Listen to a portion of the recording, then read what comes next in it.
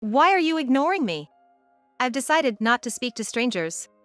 I understand. I'll leave. Living with my in-laws, they completely ignore me. I expected it from my mother-in-law, but I never imagined my father-in-law would treat me like this. There was a reason why the in-laws, who were once kind, had changed. It was because of my sister-in-law, who disliked me, returned home.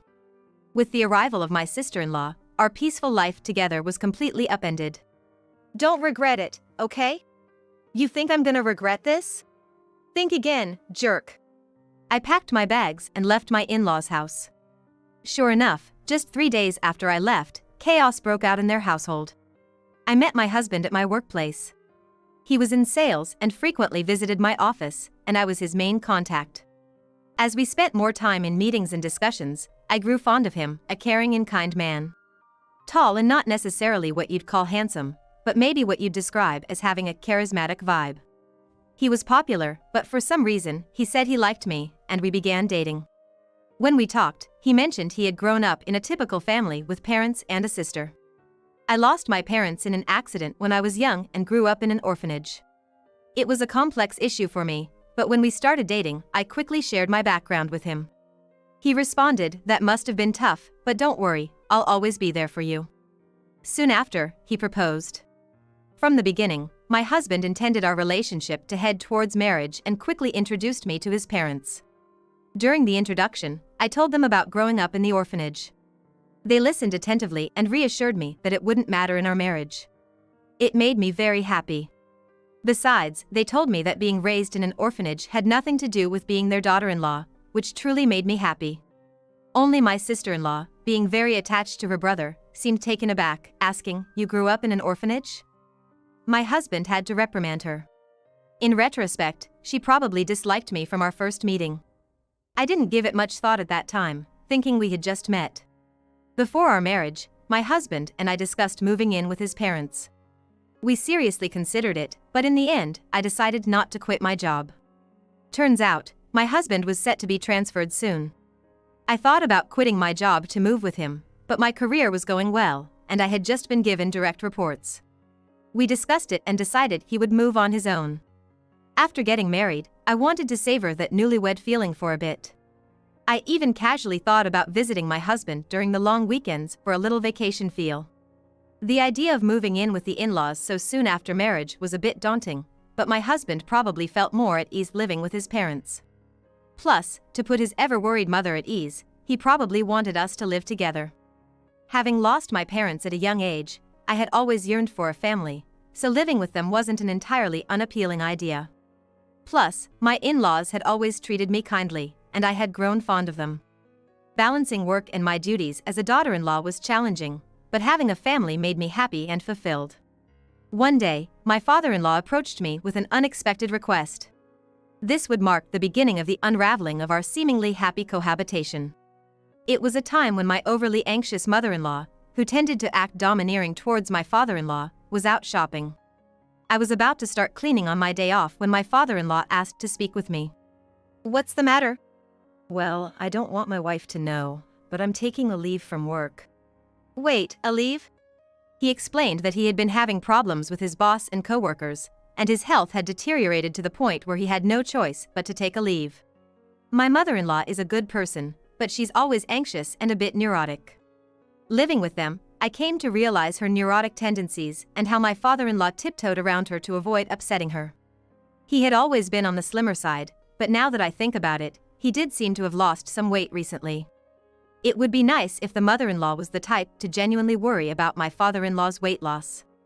However, when he had previously taken a sick day due to a cold, she remarked, "A cold? All of your colleagues are at executive levels by now.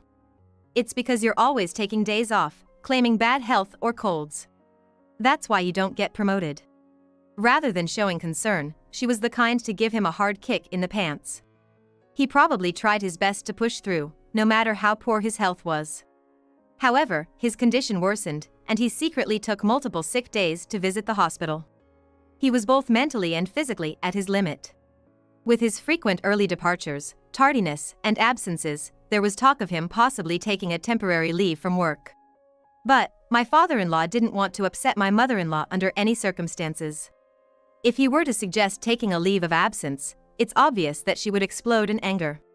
Besides, my father-in-law's salary wasn't that great, and he depended on his overtime pay. So, taking a leave would mean he'd be making significantly less.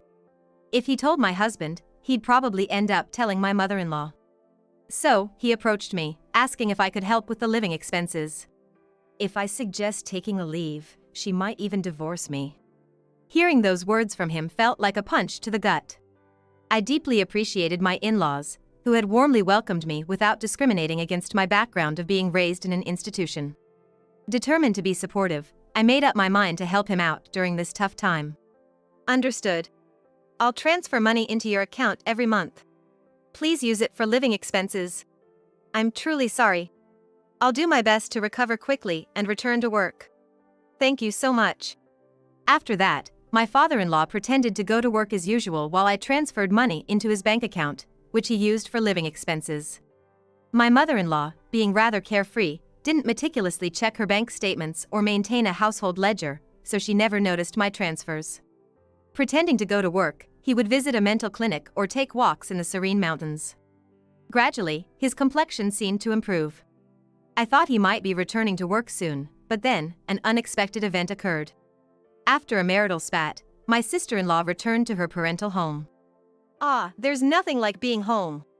I thought I'd go crazy if I had to stay with that idiot husband of mine. I'll be staying here for a while. Please prepare meals for me, too. I was well aware from our first meeting that my sister-in-law didn't like me. During our family's first meeting, my husband was really upset because she was visibly displeased.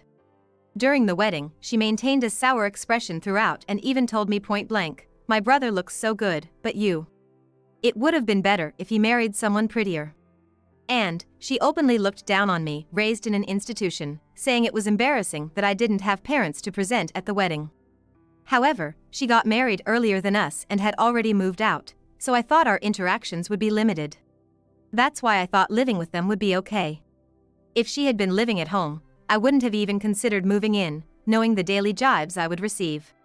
Still, I thought this visit was just temporary due to her marital problems and expected her to leave within a few days. Despite her stern behavior towards my father-in-law, my mother-in-law was never harsh towards me. And even if my sister-in-law had made snide comments, I believed my mother-in-law would have defended me. But I was wrong. One day when I returned from work, something seemed off about my mother-in-law's behavior. Is something wrong? She seemed distant, not engaging in her usual conversation. When I asked, she responded, "Did you know you've been bad-mouthing me behind my back?" What? I've never said anything bad about you. You've always been kind to me, and I'm truly grateful. Why would I badmouth you? You've been playing the good daughter-in-law card all this time, but you've been bad-mouthing me on the side. Fine, whatever. Saying this, she left the room. In the hallway, my sister-in-law was smirking. Looks like you've fallen out of favor. Did your true colors show? Being raised in an institution, your background really does show, huh? It's better not to badmouth people, you know. I haven't said anything bad about her. Oh, the neighbors seem to have heard it. After I returned home after such a long time, they told me that you've been constantly criticizing her. What? Who are these neighbors? Look, it's been a while since I got married and moved out, so I've kind of forgotten the names of the neighbors. I've never said any of those things. Stop making things up. Oh my, how rude. Mom. She's calling me a liar and bullying me. Saying this, she entered my mother-in-law's room. After that, my sister-in-law's malicious behavior escalated. She claimed I told her to sleep in the corridor and take the last bath because she's just a lodger. She'd complained to my mother-in-law about every little thing. Every time, I had to explain that I hadn't said or done any such thing. However, my mother-in-law seemed to be completely taken in by my sister-in-law's words and seemed to be under her influence. My sister-in-law continued her stay, making me wonder if she intended to stay indefinitely. With these worries, I headed home with a heavy heart. I'm home. Previously, my mother-in-law would cheerfully greet me with, "Welcome back." Now, there's silence. I'll get dinner ready. Saying this and stepping into the living room, I was shocked. Normally, my sister-in-law would nag me to prepare dinner quickly, but now, my mother-in-law, father-in-law and sister-in-law were all eating sushi together. Surprised, my sister-in-law said, "Oh? It looks like someone who isn't family is home. You're not thinking of having sushi, are you?" Without even glancing at me, my mother-in-law continued eating while watching TV. "If you wanted sushi, you should have said so. I rushed home after shopping." "Huh? No one asked for that." "Hey, Mom, Dad, I went out with my friends during the day and got some delicious pudding. Let's eat together." As my sister-in-law said that, without paying any mind to me, the three of them started eating the pudding.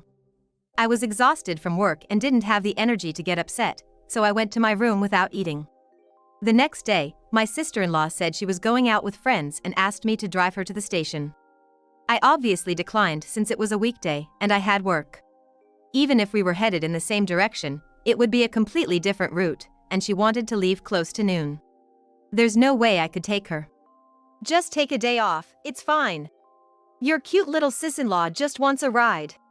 She never had the chance to relax and hang out after she got married, right? Can't you be a bit kinder to her now? With all due respect, didn't you go out with friends last night after getting a late-night call? Seems like you've been going out almost every day since you came home. I have work. Please take the bus or train."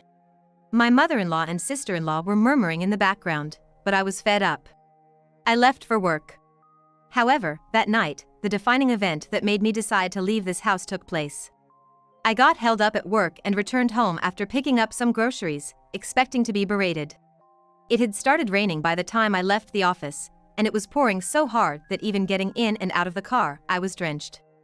I wondered what nasty trick would be played on me tonight, but when I got home, the three of them were eating takeout, just like the day before. No greeting, acting as if they didn't even notice my return. But I've grown used to this treatment. I glanced toward the courtyard from the hallway and saw something placed in the center of the garden. Taking a closer look, it was my belongings. A designer bag I bought with my first paycheck. Shoes that were my first birthday gift from my husband. And even my computer that I use for work at home was soaked. As I was in shock, my sister-in-law said with a smirk, "I felt so grossed out having a stranger's things in the house, so I threw them out. Flaunting a designer bag like that, how arrogant of you." Neither of my in-laws said a word about her outrageous behavior. "Why didn't you stop her? Have I done something to you? Do you really believe her lies? That I've been bad-mouthing you, bullying her? Aren't you mad at her for what she did?" My mother-in-law avoided my gaze, staying silent. "Why won't you say anything? I can't talk to strangers.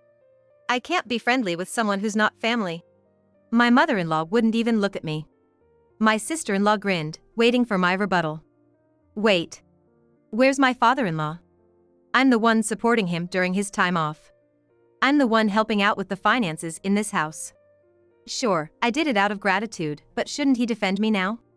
Surely, he'd be on my side? Hoping for support."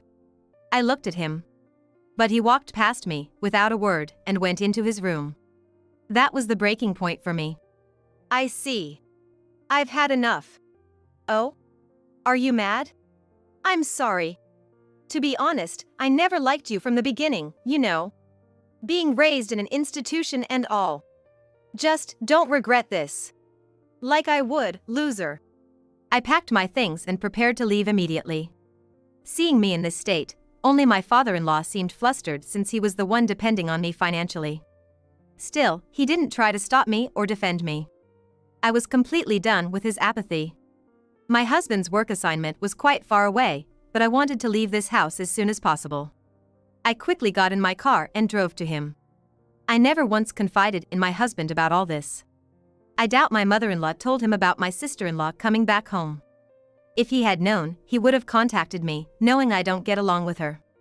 But my husband never mentioned anything about my sister-in-law in his calls or messages. I never felt anything off about my husband's behavior, but perhaps he's being manipulated by her, fed lies about various things.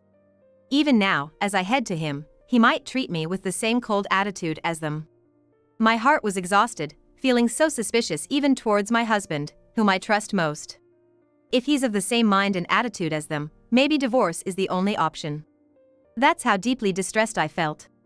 When I arrived at his out-of-state apartment, he hadn't returned yet, perhaps busy since it was the end of the month. As I waited, my husband energetically entered the apartment, maybe having noticed the lights. "What? If you were coming, you should have told me. I would have come home earlier." "What? A surprise?" "No, just seeing your face." He immediately greeted me with a radiant smile. The relief of seeing him happy to see me combined with the humiliation from my in-laws' house made a mixture of emotions flood out, and I broke down crying. "What? What happened? Did I say something wrong? Seriously, what's going on?" It seemed my husband had no idea about the treatment I received at his parents' house. I composed myself, knowing I had to clearly explain everything to him, and began to recount everything. How I've been financially assisting his father, who took medical leave without telling his wife. That his sister had returned and was now staying at their parents' home. That she's been feeding his mother lies about me, turning her cold towards me. How they referred to me as an outsider. How they ignored me, left my belongings out in the rain and ruined them. Through tears and pauses, I told him everything. Finally, I made it clear that I had no intention of ever returning to that house, and that if he couldn't agree with me on this, I'd want a divorce. My husband apologized for being too engrossed in his work and not checking in on me more often, regretting his family's behavior towards me. Of course, he told me I don't have to go back to his parents' house, or even speak to them. Even if I ever forgave them, he was adamant about cutting ties with his parents and sister. He also promised not to provide any financial aid to his father anymore. That night, I felt truly relieved. The tension I had been holding melted away, and I had a peaceful sleep by his side. After that, I never returned to my in-laws' house.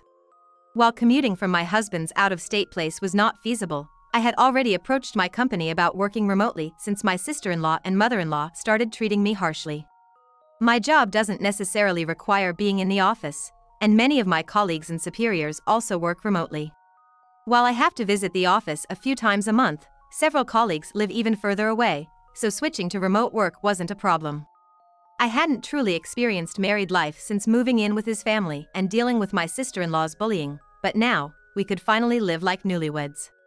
Just as I was setting up my remote workstation, predictably, my sister-in-law contacted me. It turned out the day after I left their house was the day my father-in-law was supposed to get paid. My mother-in-law usually withdraws a certain amount and transfers it to their household account on payday, but this time, she couldn't. Of course not. Until now, I had been supplementing my father-in-law's reduced salary due to his time off. Upon checking their balance, my mother-in-law confronted him, and he confessed that I had been helping them financially. "Hey, why didn't you tell me you were covering the living expenses?" "He told me not to, saying he didn't want you to know. So I kept it a secret. Anyway, we're running out of money for living expenses, and there's no one to cook or do laundry. The room is a mess. As his wife, you need to come back and take care of these things. And transfer money quickly. How heartless. I told you, didn't I? Don't regret this. I have no intention of going back to that house or continuing as your maid. Why should I help people who hate me, destroy my belongings, and treat me like this? Aren't you his wife? Without your help, we can't pay the electricity or gas bills. We can't even go shopping. That's why I said it. I'm an outsider, so it's none of my business, right?" I hung up, ignoring my sister-in-law's ranting. She and my mother-in-law kept pestering me with calls and messages, but I ignored all of them. Even after my husband returned from work, the persistent calls from them continued. When my husband answered, he told them firmly, "I'll never forgive you for how you treated her, and I'm never sending her back to you. I'm not coming back either. I don't consider you my family anymore. Stay away from my wife, or you'll regret it." Given that my sister-in-law adored her brother and my mother-in-law heavily relied on him, they were probably in shock. A few days later, I received a call from my father-in-law. He said living with my mother-in-law and sister-in-law was becoming unbearable, and he begged me to continue the financial assistance. I'm still grateful for them accepting me, who grew up in an orphanage, when they married. But they didn't support me in my time of need despite all the financial help I've provided. I don't owe them anything. Why should I help those who joined others in ignoring me? I'll never assist you again. And with that, I ended the call. Later on, my relentless mother-in-law and sister-in-law audaciously showed up at my workplace. Since I was already working remotely and had a bad feeling about them, I'd informed my company about the situation. The security was alerted immediately. Apparently, they caused a scene, demanding that the company force me to send money back home. Upon hearing this, my husband said, "Report them to the police." Colleagues at my company were supportive, saying, "I can't believe you lived with those people. Focus on your remote work with your husband." As for my in-laws, my father-in-law's health deteriorated under the pressure from my mother-in-law and sister-in-law, and he eventually resigned. My sister-in-law tried to return to her husband's family, but he refused to take her back. The small town quickly caught wind of her drama at my workplace. Given the embarrassment, there was an uproar at her in-laws' place. The original reason for the fight between my sister-in-law and her husband was her affair. This incident added to their issues, leading to an immediate decision to divorce. Without a home, my in-laws and sister-in-law moved to a cheap apartment, managing to get by on part-time jobs. As for my husband and me, we're finally living peaceful days, feeling mentally and physically fulfilled. Recently, we found out we're expecting a child and are overjoyed. We're looking forward to the day we meet our baby, cherishing our time together.